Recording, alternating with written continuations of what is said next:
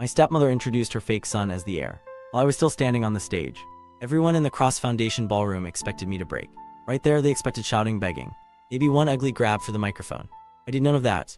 Vivian Cross stood beneath the gold Cross family crest, in a pearl white gown, one hand resting on my sleeve for the cameras, her fingers pressed. It's hard enough to warn me not to move. Tonight, she said into the microphone, soft and sad. With the cameras, we restore dignity to this family. The owners leaned forward, reporters lifted phones. Board members turned toward the stage. My old classmates smiled into their champagne glasses. Staff members stayed frozen beside the service doors. Trays in their hands, Vivian looked at me, with warm eyes and a cold grip. Rowan has suffered since Conrad's passing, she said. Pain can make a young man cling to what is never truly meant for him. She opened her arm toward Julian Arden. Julian walked onto the stage with rehearsed steps. Dark hair, white dinner jacket, perfect smile. He looked noble, humble, and completely free. Of unpaid invoices, Vivian took the cross crest. From a velvet box, it was the same pin. My father wore it every foundation announcement. He held it up for the cameras, then fastened to Julian's chest. Not mine, his, while I stood 3 steps away. Under the same crest, the ballroom applauded. Relatives avoided my eyes. Reporters recorded every second. Julian touched the pin and bowed his head. It will honor the cross name, he said. Of course he would, it had just been handed to him without a scratch. Vivian turned back to me. Rowan, I hope one day you can welcome your brother with grace. Brother, I almost laughed, not because it was funny, because my family had found a way to insult me. Genealogy fraud and a charity gala. At the same time, that took effort. Microphone waited between us. Vivian expected me to grab it and prove every ugly thing she had implied. Julian expected jealousy. The crowd expected a meltdown. He could pretend to regret later. I stepped closer. Reporter lifted his phone higher. Vivian's hand tightened around the velvet box. Julian's smile stayed in place, but his eyes flicked. To her, congratulations, I said. Before you accept, I have one question. Applause faded. Julian gave a generous little nod. Of course, Rowan. I looked at the crest pin on his chest. Are you ready to accept every responsibility attached to the heir seat tonight? Microphone caught the whole sentence. Few guests laughed softly. My uncle shook his head. One board member frowned. Vivian recovered first. Please do not make this painful. Julian has shown more dignity in 1 month. Some people manage in a lifetime. Soft voice, public damage. Julian straightened. I accept everything that comes with the title. Cameras were still recording. That mattered. I stepped back. I did not smile. Smiling would have made me look smug. And I was not in the mood to help them. With lighting, Vivian searched my face for fear or anger. I gave her neither. The applause started again. Near this time, Julian bowed. Vivian put a hand over her heart, wearing the face of someone who wanted sympathy for the damage she had caused. I walked off the stage instead of joining. A family photo. At the bottom of the steps, Nora Vale waited, near the staff curtain with a plain gray folder. Against her chest, Nora was the foundation accountant. He wore a black staff blazer, simple shoes, and the expression of someone who had already counted disaster twice. She did not congratulate me. Nora had too much taste for that. Rowan, she said quietly, if this is about emotional wellness, I'm busy. Being publicly replaced, it is worse. He slid the folder into my hand. Inside were payment notices, donor letters, payroll flags, and a copy of the heir acceptance record Vivian had planned for later that night. Nora tapped one page. If he signs as heir tonight, she said, the whole mess follows him. On stage, Julian smiled under my father's crest. Poor guy, he thought Vivian had given him my seat. She had handed him the bill. The gala did not stop just because my family had performed a live adoption scandal under a chandelier. Waiters moved again, the quartet restarted, donors returned to wine glasses. Reporters huddled near the stage comparing clips on their phones. Everybody pretended the room had not watched my stepmother erase me with a velvet box.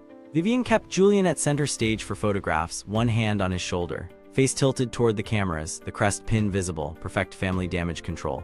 Then she found me near the staff curtain. She crossed the floor with Julian beside her. A reporter followed at a respectful distance. Rowan, Vivian said, warm enough for the room, come stand with us for the family photo. I looked at the backdrop, the cross crest, the foundation logo, legacy through service in gold letters. My father had chosen those words before Vivian turned them into a costume. No, I said. A cousin near the champagne table choked softly. Vivian pressed a hand to her chest. Please do not punish Julian for being chosen. There it was. If I joined the photo, I blessed the lie. If I refused, I became bitter, a neat trap with photographers. I'm not punishing him, I said. I'm declining free participation in fraud. There is a difference. Reporter's eyebrows lifted. Julian blinked. Nora stood slightly behind me with the folder. She was not hiding, but she kept herself out of the center. Staff survived around Vivian by being useful, quiet, and easy to blame last. Vivian noticed the folder. What is that? Work, I said. It is a celebration. For you. Nora opened the folder just enough for me to see the top page. Payroll delay notice, catering vendor demand, clinic maintenance invoice, scholarship transfer requests marked urgent. All routed through the public heir office. Vivian had kept pretty well using my private authorizations to cover the holes. I knew those holes. I had covered late staff pay when Vivian blamed clerical timing. I had approved emergency funds for the clinic generator when she promised donors the program was fully supported. I had taken the board scolding when blaming me was cleaner than admitting Vivian delayed the workers who cleaned her ballroom. I was not tired of helping. I was tired of being the silent repairman for lies that smiled better than I did. Nora leaned closer. The vendors want confirmation before midnight. Staff payroll clears tomorrow if the bridge authorization remains active.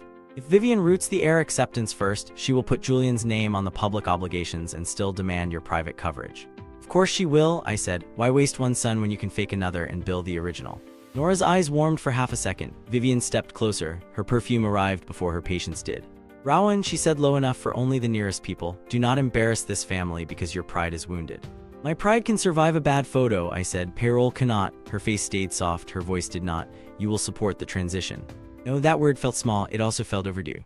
Staff captain glanced at me, then quickly looked away. Nora's fingers tightened on the folder. Vivian raised her voice. You are proving my point. You cannot separate personal hurt from family responsibility. Julian returned with a concerned expression that probably worked in portraits. Maybe I should speak to the donors, he said. Reassure them. Vivian smiled. Yes, that would be wise. I looked toward the donor pledge desk across the ballroom. White tablecloth, gold pens, tablet, small microphone, a lovely little station where praise turned into questions. Julian followed Vivian's gesture toward it. He thought he was being guided toward more applause. Nora closed the folder. He has no idea what they will ask. No, I said, but he has a shiny pin. Apparently that helps with math. Vivian led him toward the pledge desk. The applause had turned into paperwork. Paperwork was not nearly as impressed by him. The donor pledge desk looked harmless from a distance. White tablecloth, gold pens, a tablet with the Cross Foundation logo, one discreet microphone, the kind of setup that said charity, legacy, and please do not ask where the money went. Julian approached it expecting another round of compliments. Vivian kept one hand at his back. Her smile told the donors they were watching a young leader rise. Her fingers between his shoulders told me she was steering him. I stayed by a side pillar with Nora, close enough to hear, far enough to deny emotional involvement, my favorite distance with family. Senior donor named Mr. Halden stepped up first. Silver hair, sharp eyes, rich enough that everyone called his bluntness refreshing. Congratulations, young man, Halden said. Your mother promised the East Side Youth Clinic would receive full winter operating support under the Heir office. Will you reaffirm that tonight? Julian smiled. Of course, the Cross family always honors its commitments. Nice, empty safe. Then Lena, a staff coordinator, stepped beside the table with a clipboard pressed to her chest. She was not supposed to speak before donors, and everybody knew it. Sir, she said, with the heir transition confirmed, which overdue payment should be prioritized first? Clinic maintenance, scholarship transfers, or the delayed staff relief fund? The ballroom softened into whispers. Julian looked at the clipboard, then at Vivian. That was the mistake. Ignorance can be fixed. Looking at Vivian before answering told the room where his confidence lived.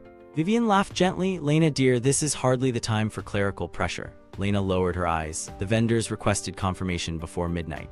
Mr. Halden stopped smiling. Julian reached for the microphone. Naturally, all departments will receive proper attention. Which department first? Lena asked. His fingers tightened around the microphone stem. I could see the moment he realized the pin did not come with a script for this part. Vivian turned to me across the desk. Rowan, if you have instructed staff to disrupt Julian's first public moment, please stop. Every head turned. That was Vivian's favorite move. When reality appeared, she gave it my name. I lifted both hands. I did not instruct anyone to ask the new heir what he accepted. I assumed the title came with reading comprehension. One waiter turned his face toward the wall. Nora's mouth stayed flat, but I heard the smallest breath of laughter. Julian flushed. I understand this is difficult for you, but I am not afraid of responsibility. Good, I said, then pick one. The donor desk went quiet. Halden looked at Lena's clipboard. Is there an unpaid staff relief fund? Vivian's eyes sharpened. It is a timing issue. Rowan has always exaggerated minor delays when he wishes to seem useful. That hit my jaw before I could stop it. Useful. For years, she called me difficult when I caught problems early, selfish when I refused to hide them, unstable when I said staff should be paid before ballroom flowers. Then, when my private authorization saved her public promise, she called it family unity. I did not answer her. That would have made it about me. I looked at Julian. The coordinator asked you a question. You accepted every responsibility attached to the seat. On record, with cameras, very shiny moment. I recommend enjoying the part after the answer. Reporter lowered his phone, checked the screen, then lifted it at a better angle. Julian cleared his throat. The clinic, we will prioritize the clinic. Lena nodded once. Then the staff relief fund remains delayed. No, of course not. Then the scholarships are delayed. No, all will be honored. With what authorization? She asked. Julian looked at Vivian again. There it was, the first crack, small, clean, and public. Vivian stepped between him and the microphone. This is not a budget review. This is a family celebration. Halden's face changed. I was told the Heir office had secured coverage, Halden said. Vivian turned soft. It had. Rowan has simply chosen tonight to make pain political. Some guests nodded. Staff froze. Nora's folder stayed tight under her arm. I looked at Julian. You should ask her for a briefing before the next bill arrives. Vivian guided him away before Lena could ask another question. Behind her, Halden asked an assistant to request the clinic pledge file.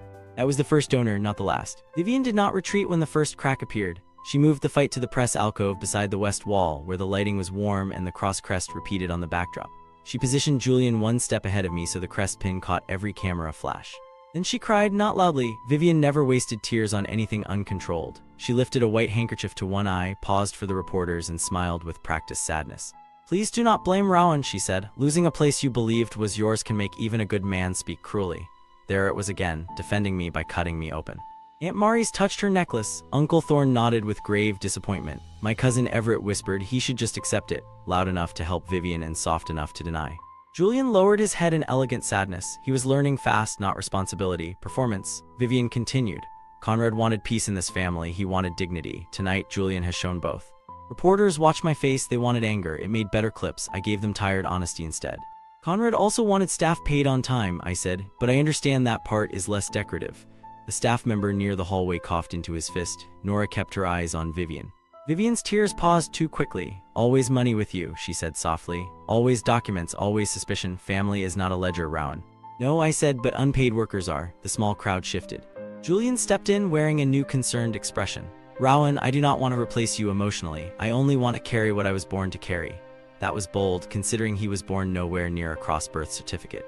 "Born to carry?" I asked. Vivian's eyes warned him, but Julian had tasted applause and wanted more. "Yes," he said, "the family needs someone who can unite people, not divide them." Some guests murmured approval. I nodded. "Then unite the vendors with their payments. Start there." His smile tightened. Vivian turned to the relatives. "Do you see? Even now he mocks the son trying to heal this house." Everett stepped forward. "Rowan, for your father's legacy, stand with them. Shake Julian's hand. Show the press we're still a family." "For my father's legacy," I looked at the photo mark taped to the carpet. Vivian wanted me beside Julian, hand on his shoulder, blessing the lie by sunrise. "No," I said. Everett stared. "No. No, I will not bless Julian's lie for the cameras. I will not clap for my own replacement, and I will not call it healing because Vivian says it softly." The room went quiet enough to hear the music behind us. For 1 second, Vivian's face showed something real, not grief, irritation. Then she smiled again. "Very well, if Rowan doubts Julian's devotion, then we remove all doubt." Nora's head lifted. Vivian faced the reporters. "Julian will sign the heir acceptance record tonight in front of donors, staff, and family. Let no one say he feared responsibility." Julian's eyes widened only a little, but I saw it. He had expected interviews and applause, not paperwork with witnesses. Vivian squeezed his arm. "Won't you, dear?" The cameras were on him. Julian smiled 1 second late. "Of course, I am ready." Vivian looked at me with quiet victory in her eyes. That was her problem. She thought the signature proved Julian was brave. I knew it proved he was attached. The heir acceptance table had been arranged for a ceremony that made a bad decision look official. White cloth, gold-edged documents, 2 fountain pens, a microphone, the cross crest behind it. A carved chair from my father's office sat at the center. The chair was heavy, ugly, and uncomfortable. My father used to say it kept heirs honest. Julian sat in it and looked delighted. The crest pin shone on his chest. Camera flashes popped. Vivian stood behind him with both hands folded, proud mother in full public mode. I stayed near the first row beside Nora. Staff gathered at the side wall. Donors stood in loose groups. Reporters formed a half circle with phones raised. Vivian gave the room her soft stage voice. "Tonight, Julian accepts not only honor but service." Julian leaned toward the microphone. "I will protect every person under the cross name." The line landed well. Several guests applauded. Nora's eyes moved to me. I muttered, "That sounded expensive." She looked down fast, but her shoulders shifted once. Vivian placed the top document before Julian. "As public heir representative, do you affirm the commitments entrusted to this seat?" "I do," he said. A board secretary, Mrs. Pell, reached for the microphone. She had worked for my father for 19 years. Vivian tolerated her because firing her would have raised questions. "For the record," Mrs. Pell said, "a staff clarification has been requested before signature." Vivian's head turned slowly. Mrs. Pell adjusted her glasses. "Ms. Vale has submitted a priority list concerning delayed payments and beneficiary obligations associated with the heir office." Nora stepped forward. Every staff member near the wall seemed to straighten. Vivian smiled thinly. "Nora, this is a ceremonial acknowledgement." Nora looked at the document, then at Julian. "The document says public heir representative. It lists responsibility for outstanding obligations attached to the office." Julian's hand hovered over the pen. Nora asked, "Which delayed workers should be paid first if available funds are insufficient tonight? Staff scheduled payroll, clinic maintenance crew, or scholarship processing clerks?" The silence after that did more work than any speech. Julian blinked. "Surely all staff are valued equally." "That is not an instruction," Nora said. Vivian stepped forward. "It is disrespectful to ambush the new heir with administrative minutiae." "Payroll is not minutiae," Nora said. A few donors turned toward each other. One reporter whispered, "Get that." Julian tried again. "We will start with the main finance department." Nora paused. "There is no main finance department under that name." The words landed flat and clean. Julian's fingers closed around the pen. His smile became smaller. I knew the real answer. Staff payroll first. Clinic emergency partial release second. Scholarship transfers with notice before midnight. I knew because I had been doing the work Vivian called instability. But Julian had accepted the chair, so I kept my mouth shut. Vivian pointed one gentle hand toward me. This is Rowan's doing. He's using staff loyalty to make Julian look unprepared. I raised an eyebrow. He is unprepared, I am just nearby. Somebody in the back made a small sound, not quite laughter, enough to annoy Vivian. Julian turned to me. You want me to fail? No, I want you to understand what you accepted. Failing is the optional part you keep choosing. Mr. Halden near the aisle said, Mrs. Cross, why was the Heir office presented as ready if these obligations are unresolved? Vivian smiled at him. Because they are manageable when people act in good faith. Julian looked at the document. May I review the details before signing? Vivian's hand landed on his shoulder. The pressure was visible. Of course, she said warmly, but the family needs certainty tonight. Julian swallowed. The cameras stayed on him. He picked up the pen, his hand shook once barely. He signed.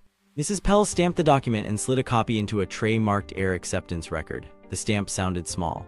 Vivian began clapping first. Relatives joined. Donors hesitated, then followed because nobody wanted to admit they had noticed the wrong thing. But they had noticed. Old classmates stopped smirking. Staff whispered. Reporters checked their footage. At the start of the night, Julian used the chair as proof of status. Now it looked heavier. After Julian signed, Vivian tried to move everyone back toward champagne, but the donor reception had changed. People moved in clusters now. Donors asked assistance for files. Reporters compared names. Staff spoke in low voices near the service hallway. Julian stood by the acceptance table, touching the crest pin too often. Mr. Halden approached again with Myra Say from the Children's Clinic Board. She carried a tablet with the Winter Clinic pledge displayed. Julian, Myra said, your mother announced last quarter that the Cross Heir office would guarantee the youth clinic heating upgrade before the first frost. Can you confirm who is coordinating it? Julian brightened with relief. A clinic sounded easier than payroll. The Cross family remains deeply committed to youth wellness, he said. Myra waited. And community futures, he added, still waiting. And dignity, he finished. 3 brochure words, no answer.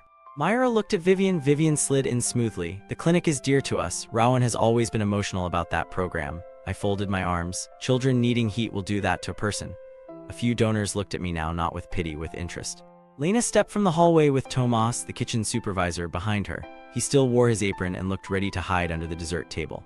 Mrs. Cross, Lena said, the vendor calls are continuing. They are asking whether the previous bridge authorization still applies. Vivian's smile stayed fixed. We are handling it.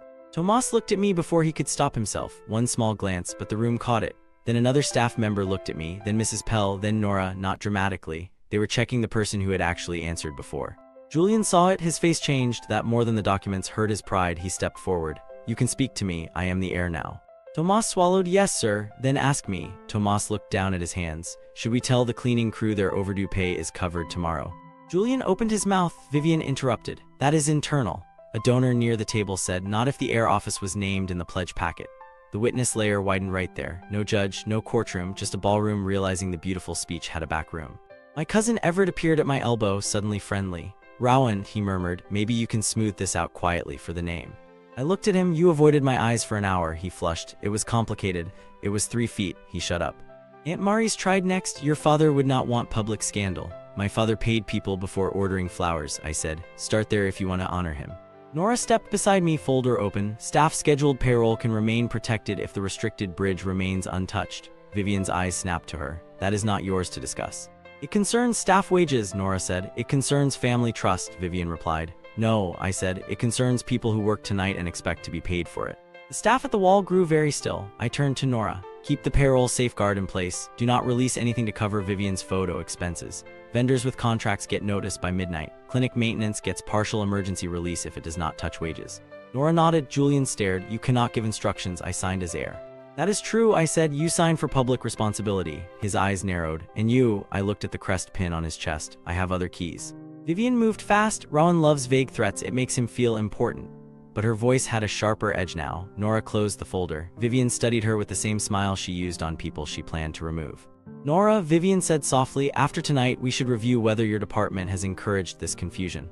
A staff member inhaled sharply. When Vivian could not answer the truth, she threatened the person holding the record. I stepped half a pace in front of Nora. Vivian's smile widened. She had found her next target. Vivian waited until the reception crowd thinned near the staff coordination hallway before she tried to break Nora. She liked witnesses, but only the right amount. Enough to pressure, not enough to expose.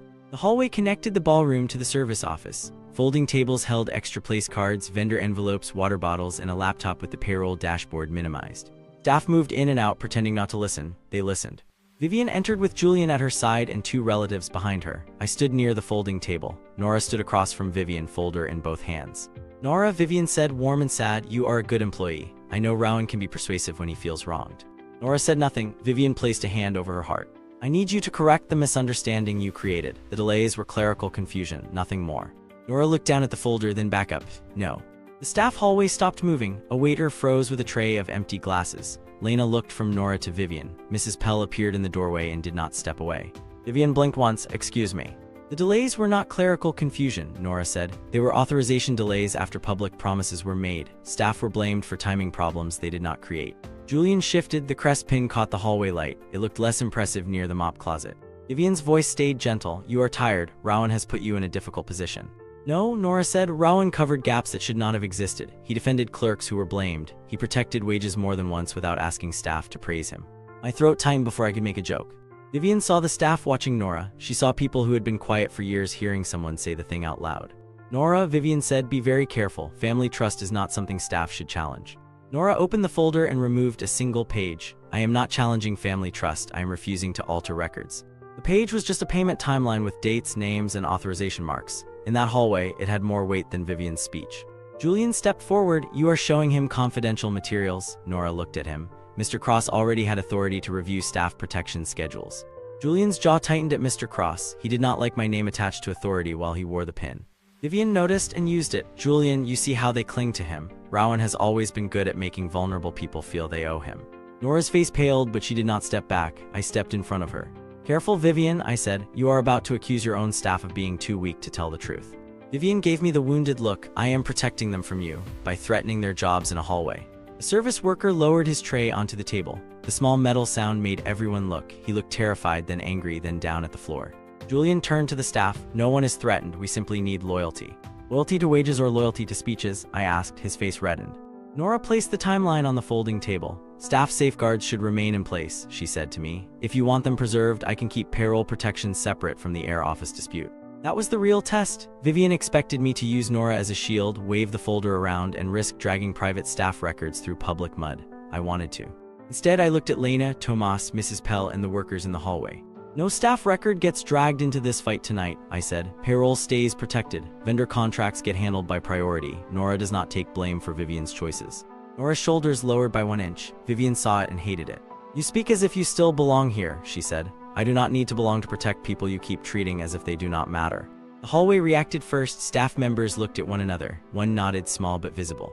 Julian stared at me, then at Nora. His jealousy was written all over his face. He hated that a quiet accountant trusted me more than the room trusted him. Vivian's mask did not break, but it slipped. Her voice lowered. Nora, after the gala, your access will be reviewed. I looked at Vivian. Try it on record. Vivian smiled. Perhaps I will. That was when I knew the next attack would not be about money. It would be about making me look dangerous for protecting anyone at all. Vivian's counterattack arrived 12 minutes later on a screen in the ballroom. She did not call it an attack. She called it transparency.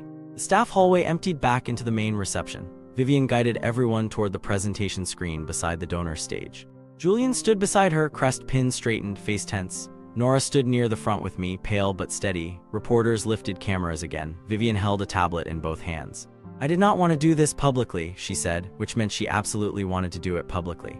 But I will not allow staff to be frightened, manipulated, or used in Rowan's private war against this family. The crowd turned toward me. That old shape returned. The unwanted son, the unstable one, the bitter man who could not accept being replaced. Vivian tapped the tablet. The screen showed security footage from the staff hallway. No sound, edited clips. Me standing near Nora's folder, Nora moving beside me, my hand touching the folder when she passed it earlier. Later, me stepping in front of her while Vivian spoke. Cut, no context. Just enough to read as pressure if you already wanted to believe I was cruel. Vivian's voice shook perfectly. This is what I feared. Rowan has been using his father's old papers and private influence to pressure employees into sabotaging Julian's rightful acceptance. Nora's eyes narrowed. Julian stepped forward and added his part too eagerly. He fabricated foundation concerns to embarrass me. He stole materials from staff and used them to create panic. That was a mistake, not because it was false. Falsehood had never slowed this family much. It was a mistake because he put his name on the accusation. I looked at him. Stole, he lifted his chin. Yes. Fabricated, yes. The microphone caught both answers. Good. Vivian continued before he noticed. Nora, dear, if Rowan pressured you, say so now. If you admit he used you, the board can treat you as a frightened employee instead of an accomplice. Nora's face went still. One word changed the air. Accomplice. Staff heard it, donors heard it. Nora heard her job, her reputation, and her name being dragged toward the trap Vivian had built. Everyone heard the offer, everyone heard the threat inside it, but doubt still moved through the room. I saw it in phones turning toward me, relatives leaning back, donors waiting, staff looking scared instead of angry. Vivian had chosen the accusation well. It matched the role she had built for me all night. Bitter, unstable, controlling, using staff because I lost the shiny chair. For one hard second, I wanted to open every file and wreck her public image. But the records included staff names, payroll notes, and private hardship requests. Vivian knew that. If I exposed everything too quickly, she would claim I dragged workers into public shame. Nora whispered, "Rowan," her hand on the folder was white at the knuckles. I looked at the screen, then at Vivian, then at Julian. "You edited out the audio," I said. Vivian's eyes filled with tears, because the visual is painful enough, convenient. Julian pointed at me, "If you have nothing to hide, prove it." I almost smiled. "No," I said. The room stirred. Vivian's face brightened with victory. I continued, "I will not dump unredacted staff records into a ballroom because you staged a clip show. I will not let you turn worker hardship notes into gossip." Nora's eyes flicked to me. The staff by the service door listened harder. "So here's what we do, emergency donor board review, right now on record." Vivian presents her accusation. Julian signs it as heir if he believes it. Nora's records are reviewed under staff privacy. And since Julian accepted every responsibility attached to the seat, the review includes those obligations too. Vivian's smile faltered only for a moment, but several people saw it. Mr. Halden stepped forward. "That is reasonable," Myra Say nodded. "If there are staff payment questions, I want them reviewed." The board member said, "And the edited footage should be preserved, including the original audio." That was the first time Vivian's fingers tightened around the tablet. Vivian recovered. "Of course, transparency is all I have ever wanted." Julian leaned toward her. "Is that safe?" He thought only she heard. The nearest reporter kept recording. Vivian placed a hand on his arm. "Sign the statement. Show them you are not afraid." Julian looked at the crowd, then at the crest pin. He nodded. I felt the cost of the choice. For now, the room still doubted me. Nora's job was on the line. Staff were afraid. Vivian had made me look dangerous before I could safely prove I was not. That was the first real danger of the night. She believed she had cornered me. The emergency review chamber was not a real chamber. It was a side conference room with too many leather chairs, a long glass table, 2 wall screens, and a portrait of my father staring down from the far wall. Vivian treated it as a courtroom anyway. Board members filled the seats. Major donors stood along the wall. Reporters waited outside the open double doors. Staff gathered near the hallway, close enough to hear, far enough to be blamed last. Nora sat at a side table with Mrs. Pell. Her folder lay in front of her. Vivian had temporarily removed her from direct staff records pending review. "For everyone's comfort," Vivian said. Nora's face did not move, but her back stayed straight and angry. Julian sat at the head of the table because Vivian insisted the new heir should show courage. The crest pin sat bright on his chest. He touched it once, remembered the cameras outside, and lowered his hand. I stood near the opposite end. Vivian wanted me standing. Standing framed me as the accused. I let her have that visual for now. She opened with a soft speech. "I called this review because I love this foundation," she said. "I cannot allow grief, jealousy, or bitterness to endanger staff, donors, and children who depend on us." She looked at me with damp eyes. "Rowan has suffered, but suffering does not give him permission to sabotage his brother." Julian looked down at the statement before him. The title was simple: Heir Statement of Authority and Formal Complaint. It stated that Julian, acting as accepted public heir representative, supported an investigation into my alleged sabotage of foundation operations and staff influence. It also affirmed his authority over heir office obligations. "You claims Samank accused me on the seat." Vivian had pushed him there because she needed him brave enough to be useful and ignorant enough to be safe. Julian signed. His signature looked elegant. That probably comforted him for about 3 seconds. Mrs. Pell stamped the statement and handed copies to the board chair, Mr. Axton. Axton was a dry man with careful glasses and a voice that made every sentence sound pre-approved. "Mr. Cross," he said, "do you object to stepping back from direct floor influence during this review?" Vivian's relatives leaned forward. They wanted me to refuse. They wanted unstable Rowan back in the room. I looked at Nora. She did not ask me to save her with a speech. She trusted me to choose the safer route. "I will step back temporarily," I said, "if the review includes the full responsibilities Julian accepted tonight." Vivian's eyes narrowed. Axton paused. "The full responsibilities?" "Yes, if Vivian's accusation is that I fabricated obligations to sabotage him, then the board should review whether those obligations exist. If they exist, the public heir representative needs to answer for them." Myra Say spoke from the wall. "I support that." Mr. Halden nodded. "So do I." Vivian looked between them. "We are here to address misconduct." "We are," I said, "including the kind with invoices." Few donors shifted. One staff member outside the door covered his mouth. Julian whispered, "Mother." Vivian laid her hand on his shoulder. "Answer confidently, dear." Axton adjusted his glasses. "Very well, first question for the public heir representative." Julian straightened. Axton lifted the first page from Nora's folder, now copied and redacted by Mrs. Pell. The Heir office is listed as public sponsor for 3 active obligations: the Youth Clinic heating upgrade, staff relief payroll stabilization, and the North Ward scholarship transfer. Mr. Arden, please identify the current priority order and funding source attached to your accepted seat. The room became very still. Julian stared at the page for 1 second too long. Vivian's hand tightened on his shoulder. I said nothing. That was difficult. I had several comments and most of them were rude. Julian cleared his throat. The Foundation values all 3 programs. Axton waited. The question asks priority order and funding source. Julian looked at Vivian. Axton saw it. So did Heldon. So did Myra. So did Nora. Vivian leaned toward the microphone. Julian is new to the administrative wording. Axton looked at her. He signed as Heir representative 10 minutes ago. Yes, Vivian said, smiling, as a symbol of unity. Symbol. Julian's face changed before Vivian realized what she had said. He had signed responsibility. She had called him decoration. Axton turned the next page. Then let us clarify what the symbol accepted. And the review began reading the obligations one by one. The first obligation was staff payroll, not legacy, not dignity, not a crest pin. Actual wages for actual people who had been carrying trays, cleaning restrooms, maintaining clinics, processing forms, answering phones, and smiling at donors who did not know their names. Mrs. Pell read the summary in a flat voice. Staff relief stabilization was delayed twice in the previous quarter. Interim coverage was supplied through protected authorization outside the public Heir office. Public communications listed the Heir office as fully committed. Axton looked at Julian. Were you briefed on these delays before accepting the Heir role? Julian's mouth opened. Vivian answered. He was briefed on the spirit of the role. That is not my question, Axton said. The room reacted to that. Few heads turned. A few donors looked at Vivian instead of me. Julian swallowed. I was told the acceptance was ceremonial. There it was, small voice, big damage. Vivian's hand left his shoulder. A reporter outside the door whispered into a phone. Myra Say stepped closer to the table. Ceremonial to donors, the clinic pledge packet described Heir office accountability.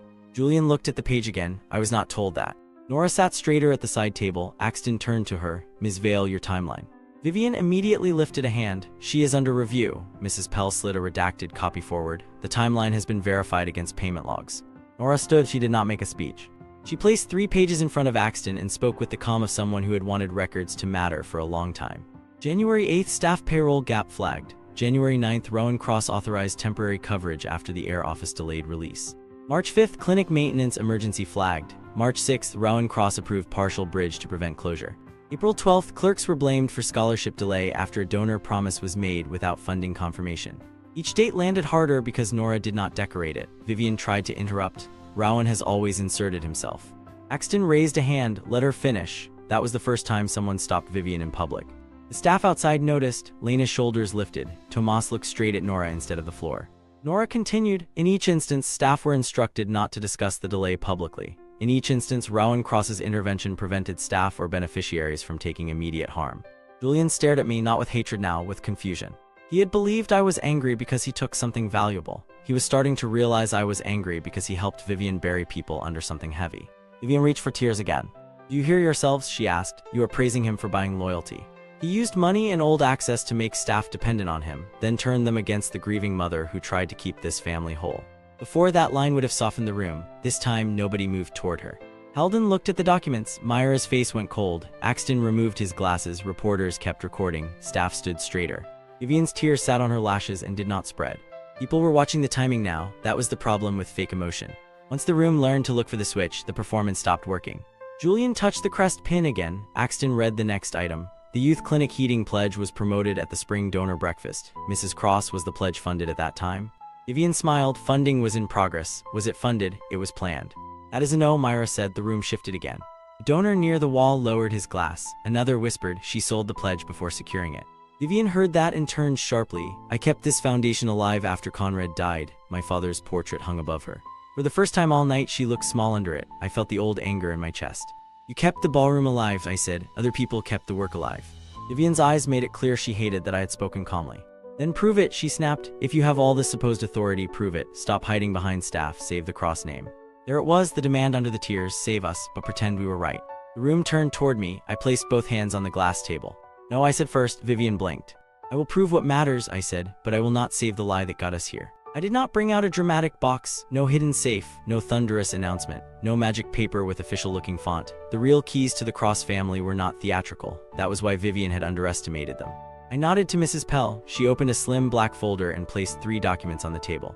Nora added a redacted staff protection summary. Axton leaned forward, donors moved closer. Reporters stayed in the doorway with cameras lifted. Vivian stared at the folder with open disgust. I spoke clearly because families like mine use complicated truth to hide the worst parts. My father did not leave real family control in the public air seat, I said. He separated it before he died. Vivian's face went still.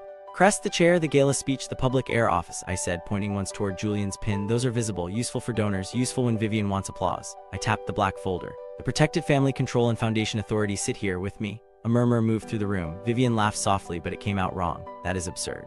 Mrs. Pell slid the first document to Axton. Conrad Cross executed the protected control structure 2 years before his death. Rowan Cross is the designated authority for protected assets and staff safeguards. Axton read fast, his expression changed slowly. Halden took a copy. Myra looked over his shoulder. Relatives near the wall stopped trying to catch my eye and started avoiding Vivian's. Julian pushed back from the table. You told me he had no control. Vivian turned to him. I told you what was necessary. Necessary for what? For this family. For me to sign. The room heard the fear in his voice. I looked at Julian. You have 2 choices. Admit tonight's heir reveal was false and that you were never the true son Vivian claimed, or stand by the title you accepted and answer for the obligations attached to it. Julian's face lost color. Vivian moved between us. How dare you corner him? I asked him a question before he accepted, I said. He answered into a microphone.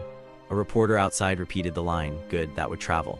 Julian stood too quickly, his chair scraped the floor. You said it was safe, he said to Vivian. You said Rowan was just bitter, you said the paperwork was handled. Vivian's mouth tightened. Lower your voice. No, that surprised everyone, including Julian. He touched the crest pin with trembling fingers. You told me I would be protected. I gave you a family, Vivian said. You gave me liability. The word was ugly and accurate. Vivian turned to the donors. My only crime was trying to protect Conrad's legacy from a son who never forgave me for loving him differently. There it was, the final version of the lie. Before I could answer, Nora stood. Mrs. Cross, Nora said, voice calm. Workers were told to wait while the ballroom was funded. Clerks were blamed for approvals they did not control. Staff were warned not to speak. That is not love, that is not family, that is management hiding behind grief. The room went quiet. That one sentence gave the room permission to stop pretending Vivian's warmth was harmless. Axton placed the documents flat on the table. Based on these records, he said, the protected authority remains with Rowan Cross. Julian Arden's acceptance does not transfer control. It does create public accountability for claims made tonight. I stepped forward. Here is what changes now. Staff payroll remains protected. Clean donor obligations get honored in priority order, starting with wages and the clinic. False pledges made without funding confirmation are separated and reviewed. Vivian loses access to protected authorizations. Julian loses heir office access until the board resolves his false acceptance and statement. Nora's access is restored. Staff names stay out of the press. Axton looked at the board members. One by one, they nodded. Mrs. Pell typed on the conference laptop. The side screen changed to a simple line of text. Vivian Cross, protected authorization suspended. Vivian's phone buzzed in her hand. She looked down and for the first time all night she forgot to arrange her face for the cameras. Then she slammed her hand on the table. Finally, a real reaction. You cannot remove me from my own family, she said. I am not removing you from family, I said. I am removing you from the accounts you used to make family expensive for everyone else. Julian stepped away from Vivian. For the first time all night, the mother, widow, and wounded saint masks were gone. Her face showed one clear thought. The room no longer belonged to her. She reached for emotion again. Rowan, she whispered. Come home, please, save the cross name. Reporters leaned closer. Vivian looked toward the stage beyond the open doors. Come stand with me, she said. Let us show them we are family. The final photo, the final script, the final attempt to use my hands to clean her mess. I looked past her at the stage where she had pinned my father's crest on Julian. All right, I said. Vivian's eyes brightened, but not for your photo. I picked up the black folder. If you want the stage, we will use it properly. The ballroom stage looked different the second time. The cross crest still hung above it. The same donors, relatives, board members, reporters, staff, and old classmates gathered beneath it. But the room no longer watched me for a meltdown. They watched Vivian for the next lie. She stood near the microphone in her pearl-white gown, hands folded tight enough to whiten her knuckles. Julian stood behind her with the crest pin still on his chest. I walked onto the stage with the black folder in one hand. Nora followed to the side stairs with Mrs. Pell and the staff records. Vivian reached for the microphone first. Tonight has been painful, she said, but families survive pain when they choose forgiveness. She turned to me with shining eyes. Rowan, my son, come home, help me save your father's name. I stepped to the microphone. No, I said, the word carried cleanly through the speakers. Vivian's smile held for 1 second too long. I will protect the workers this foundation used and ignored, I said. I will honor clean promises to clinics, students, and donors. I will protect my father's real legacy. Then I looked straight at her. But I will not rescue your lie. I will not pretend Julian is my brother. I will not smile for a family photo that turns tonight into a misunderstanding. And I will not come home just because you finally found a bill you cannot hand to me quietly. Vivian stepped closer. Please, say I was grieving, say I was misled, say anything that lets this family breathe. There it was, not an apology, a request for a better headline. You do not want a son, I said, you want a signature. The room went still. Aunt Mari's lowered the hand she had been reaching toward Vivian. Everett stepped back until he was no longer beside her. Vivian saw the empty space forming around her. That hurt her more than the documents. Julian moved next. Slowly, with every camera on him, he unpinned the cross crest from his jacket. His fingers shook. The pin caught on the fabric once before he pulled it free. I was told it was ceremonial, he said. Vivian turned on him. Julian, he flinched, then faced the audience. I am not Conrad Cross's son, he said. I accepted the title because Vivian said the family wanted me there. The whisper that moved through the ballroom was not confusion anymore. It was judgment. Reporters called questions about the false heir, the delayed staff payments, and the edited footage. Vivian reached for me again. Rowan, please, we can fix this privately. I stepped back. No, you had private chances, you used them. Axton took the microphone and announced the board actions in plain words. Vivian removed from protected access. Julian's acceptance under review. Staff payroll secured. Donor obligations separated and prioritized. Nora restored to full access. Nobody clapped for Vivian this time. She tried the side staff door. The scanner flashed red against her access card. Once, twice. A security supervisor looked at Axton, then at me. I did not smile. Guest doors, I said. Vivian stared at the red light. The woman who had staged a family photo under the crest now stood alone under it, with reporters asking questions and no relative beside her. The staff along the side wall began clapping first. Lena, Tomas, Mrs. Pell, Nora, then Myra Say joined, then Halden, then the donors who had applauded Julian at the beginning. The applause spread through the ballroom in a different direction than before. Julian placed the crest pin on the table beside the microphone and stepped away from it. I did not pick it up. A reporter called out, Mr. Cross, are you taking the air seat back? I looked at the carved chair behind the podium. No, I said, the chair can keep its problems. I will take the work. Nora looked down, and this time she actually smiled. I stepped off the stage through the side stairs. Staff made space for me. Nora walked beside me with the folder tucked under her arm. At the bottom step, she said, payroll clears in the morning. Good, I said, best news all night. Behind us, Vivian was guided toward the guest exit, still trying to answer 3 reporters at once. Julian stood apart from her, empty jacket marked by 2 tiny holes where the pin had been. Outside, the night air hit my face cold and clean. I had real work to do. For the first time that night, nobody was calling me unstable, jealous, or unwanted. Nobody was asking me to smile for a lie. The stage that erased me had just corrected itself in public. And I was finally done clapping for people who only called me family when they needed me to bleed quietly.